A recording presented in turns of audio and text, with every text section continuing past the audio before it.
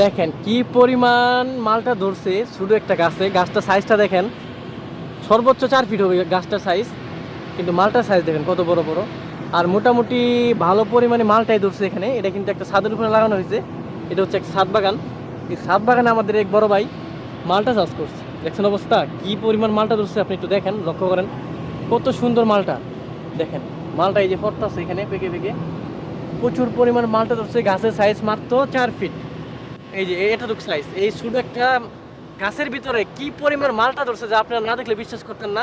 দেখেন, আর যারা বেকার বসে আছেন, বেকার বসে না থেকে এরকম মালটা চাষ করতে পারেন, অবশ্যই আপনারা সফল হবেন। দেখেন মালটা চাষ দেখেন কি পরিমাণ মালটা ধরছে। আর ছোটো ছোটো আসতে এগুলো বড় হবে। যে সাইজগুলো দেখেন অনেক সুন্দর, 100 সাইজ। দেখেন মাত্র 4 ফিট একটি গাছে কি পরিমাণ মালটা ধরছে। ধন্যবাদ সবাইকে। ভিডিওটি ভালো লাগলে শেয়ার করে দিবেন, লাইক করে দিবেন।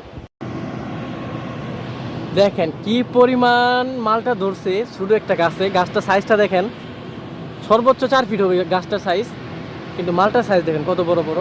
আর মোটামুটি ভালো পরিমাণে মালটাই ধরছে এখানে। এটা কিন্তু একটা ছাদের উপরে লাগানো হয়েছে।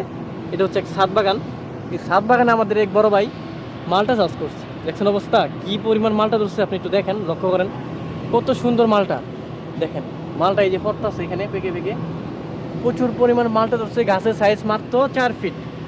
এই যে এতটুকু সাইজ, এই শুধু একটা গাছের ভিতরে কি পরিমাণ মালটা ধরছে যা আপনারা না দেখলে বিশ্বাস করতেন না। দেখেন, আর যারা বেকার বসে আছেন, বেকার বসে না থেকে এরকম মালটা চাষ করতে পারেন, অবশ্যই আপনারা সফল হবেন। দেখেন মালটা চাষ দেখেন কি পরিমাণ মালটা ধরছে। আর ছোটো ছোটো আসতে এগুলো বড় হবে।